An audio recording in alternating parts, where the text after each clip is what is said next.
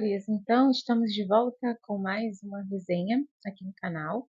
Aproveitando para desejar a vocês aí um feliz Halloween, um feliz Dia das Bruxas. Aqui em casa a gente gosta, a gente comemora.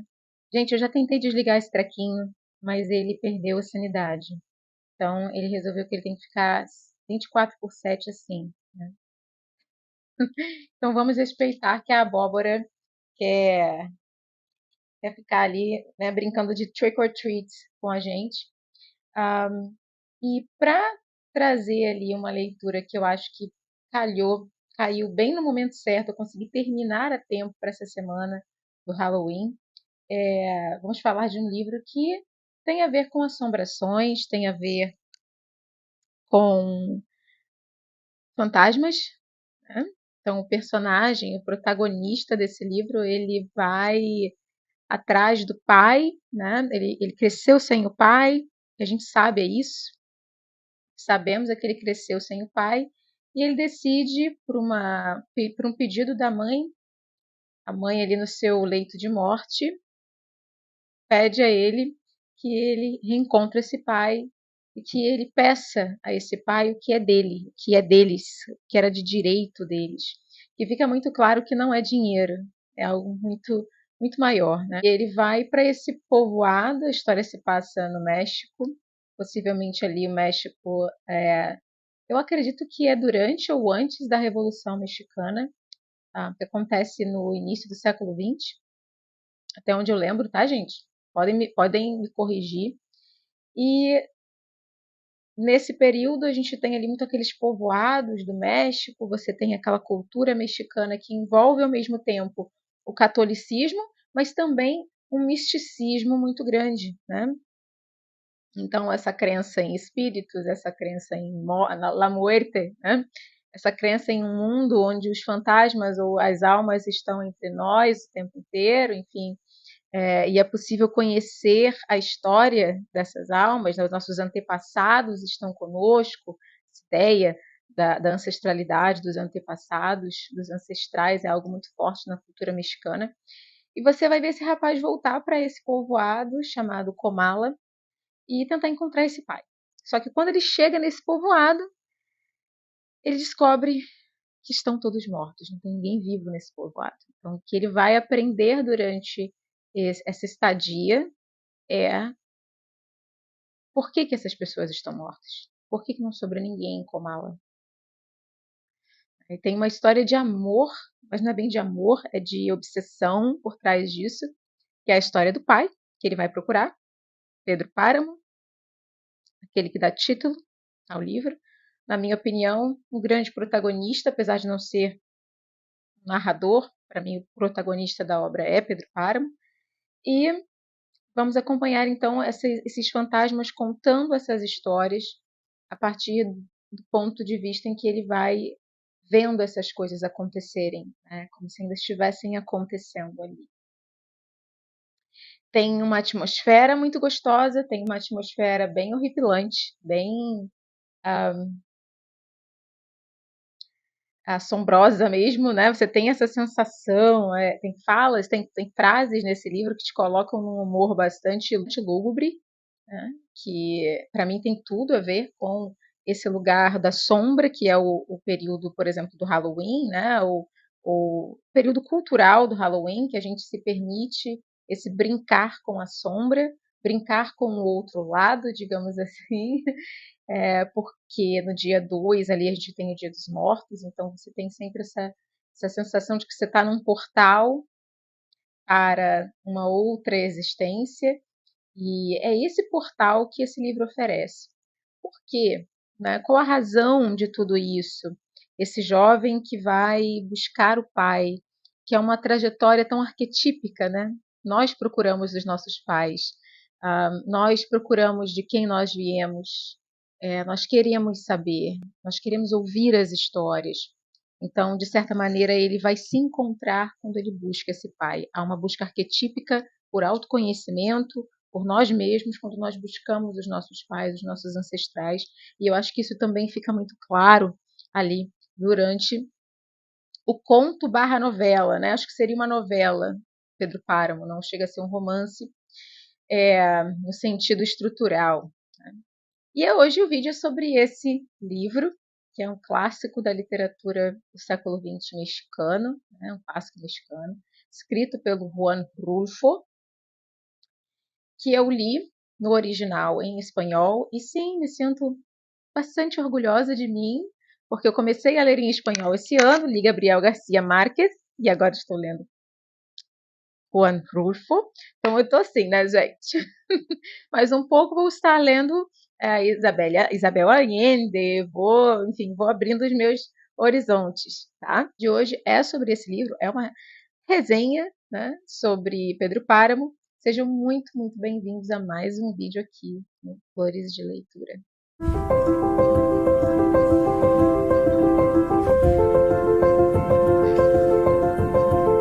O que eu deixei de fora nessa introdução é o quanto eu me emocionei com esse livro. Eu confesso que eu não estava esperando uma sensibilidade ativada, assim, eu não esperava que esse livro fosse como uma unhazinha que fica ali mexendo em certos lugares meio sensíveis em mim.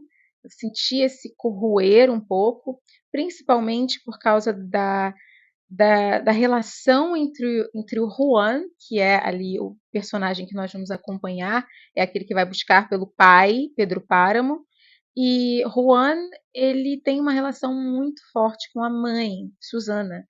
Ele vai falar dessa mãe logo no início, e tem uma frase que me cativou muito nesse livro, uma frase que me cativou muito logo de cara nessa relação dele com a mãe, e eu acho que me explicou sobre o que o livro era. Assim, né, entre um dos temas do livro, que é a frase: ela me deu os olhos dela para ver. Né? Deixa eu ver se eu acho aqui, porque é lindo demais, na minha opinião, gente. Nossa relação com os nossos pais, muitas vezes com a nossa mãe, quando fala nossas avós, quando falam do passado delas, de onde elas vieram, a gente não sente que nos é dado olhos, né? Foi me dado os olhos da minha mãe para ver as coisas. Olha que interessante que ele diz aqui.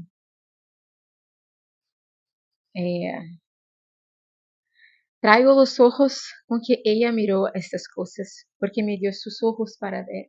Quer dizer, eu trago os olhos com que ela viu estas coisas, porque ela me deu os seus olhos para ver.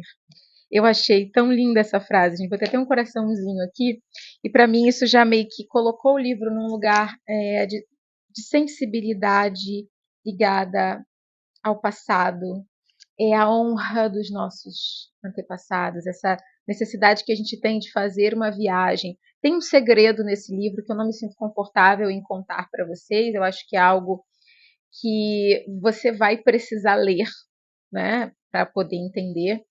Então a gente não sabe muito bem que jornada é essa do Juan. Né? Pode ser que o Juan esteja fazendo uma jornada real, pode ser que o Juan esteja fazendo uma jornada mística, espiritual. Eu acho que esse segredo ou a subjetividade do texto, que é um texto dentro ali do que a gente chama hoje de realismo mágico, estilo de narrativa em que há o contexto do realismo mágico que junta elementos fantásticos com a realidade, aí quando você, leitor, perde um pouco a sensação do que é real e do que é fantasia, do que é um onírico, o sonho, a imaginação, a gente nunca sabe exatamente o que é real, o que não é. Esse estilo ele ficou muito famoso com o próprio Gabriel Garcia Marques em 100 Anos de Solidão, que eu era um grande fã de Juan Rulfo. Então, na verdade, o que a gente tem são autores que se influenciam uns nos outros e cada um vai melhorando, trazendo ainda mais maravilhosidade para as nossas vidas como leitores, né? Mas aqui a gente tem talvez ali um iniciozinho, bem iniciozinho dessa ideia do realismo mágico, ok? Que vem também muito influenciado, no caso do Juan, o autor, pelo William Faulkner. Né? Ele mesmo falava que ele era muito influenciado pela escrita do William Faulkner. Quem já leu William Faulkner sabe que ele também brinca um pouquinho com essa coisa do que é real e o que não é. né? Principalmente utilizando ali o fluxo de consciência, mas não é o caso aqui, né? Aqui não é fluxo de consciência. Aqui o que a gente vai ter é uma narrativa em que você não sabe o que realmente está acontecendo. O que é o presente, o que é o presente e o que é o passado fica claro, mas você não sabe em que contexto está acontecendo. Por que ele está vendo essas situações do passado acontecendo? Por que esses fantasmas estão contando essa história para ele, né? Afinal de contas, quem é Pedro Páramo, né? Você começa sem entender muito bem. E eu confesso, gente, que esse é um livro que pode não funcionar, principalmente para quem é muito apegado a uma estrutura linear. Esse livro não é linear de jeito nenhum. Ele é um livro que ele vai te dando uns solavancos. É como se você estivesse numa jornada, numa viagem de ônibus por uma estrada bem atribulada, né? Em que você, opa, agora eu tô aonde? Agora e com personagens que você às vezes não conhece. Então entram personagens aqui o tempo inteiro, porque são as pessoas que viviam em Comala, são as pessoas que viviam nessa comunidade, nesse povoado, que foi guiado com mãos de ferro por Pedro Páramo, que a gente vai acabar descobrindo aqui que era um líder bastante violento. E aqui o autor ele vai trazer para a gente um pouco da história da terra mexicana, né? Uma terra que foi muito conquistada no sangue, na violência, né? No autoritarismo, em que muito parecido com a história do Brasil, tá, gente? Principalmente a história do Nordeste do Brasil. Quem leu aí Jorge Amado não vai estar nem um pouco surpreso com algumas coisas que acontecem nesse livro, no contexto desse autoritarismo e dessa violência da parte de Pedro Páramo, tá? Por outro lado, nós temos a personagem Susana, que representa muito a natureza, representa muito o feminino, não possível de ser domado. Eu acho sempre tão engraçado. Vamos fazer um OBS aqui. Eu acho sempre tão engraçado quando as pessoas falam que o feminino tem que ser domável, né? O feminino tem que ser dócil. O feminino. Vocês já viram uma gata na natureza? Ou uma onça? Me digam se vocês já viram alguma fêmea que é facilmente domada, né? Não. A natureza da fêmea é ser bastante desconfiada, protetora. Então, e incontrolável, indomável. Então é como se fosse aquela força masculina de Pedro Páramo, a força da civilização, muitas vezes, querendo dobrar o caos, querendo dobrar a natureza, a sua vontade, de forma bastante autoritária, violenta. Né? E tem essa jornada arquetípica de um rapaz que está tentando encontrar as suas raízes, de certa maneira ter um confronto com esse pai. Mas eu não posso falar mais, porque eu acho que tem que ter uma imersão aqui para você poder se entregar à leitura. E, gente, como de costume, eu não carreguei o telefone, eu tô no meu dia de folga hoje, então eu não carreguei o telefone, está com a bateria acabando, então o vídeo não vai poder ser muito longo. Então, assim, gente, tem algo de muito folclórico nessa história, me lembra muito desenhos que eu vi recentemente que falam sobre La Muerte, falam da visão mexicana, folclórica, cultural, da morte. A morte como esse lugar em que a vida não acaba, onde as histórias ainda estão sendo contadas, e, na verdade, a morte como um lugar onde você reencontra os seus antepassados. Eu senti muito essa carga das histórias que precisam ser contadas. Antes que nós sejamos, eles foram, né? Antes que eu seja, eles foram. Então, eu não sou sozinha, eu não cheguei aqui do nada. Eu venho de uma grande linhagem de pessoas. Então, esse reencontro com as suas origens, com a sua cultura, com o lugar de onde você veio, quais são as histórias que são contadas por lá. Então, além da história de assombro que existe aqui, porque tem horas que dá um arrepiozinho, tá, gente? Imagina que ele chega assim, ai, muito obrigada por me receber na sua estalagem, né? Aqui no seu, né? Vou ficar hospedado na sua casa, minha senhora. E do nada a mulher desaparece, e aí vem outro e diz, mas ela tá morta.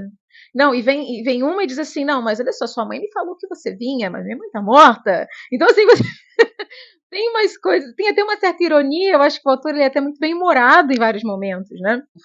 Mas eu devo dizer que algo que me cativou muito foi a escrita. É lindíssima, belíssimo. Tem textos aqui, gente, bastante comoventes. sobre a maneira como Pedro Páramo via Susana. Tem várias descrições aqui muito bonitas das emoções humanas, né, que me cativaram muito, de verdade, como leitora. Tem algumas frases aqui que me pegaram, sabe? Como, por exemplo, a vergonha não cura. Me deixe dormir, senão nunca amanhece. A madrugada foi apagando as minhas recordações. A alegria cansa. Tem algumas frases aqui bastante reflexivas, sabe? Que me fizeram, na hora que eu li, falei, opa, tem uma verdade aqui. Deixa eu pensar sobre isso.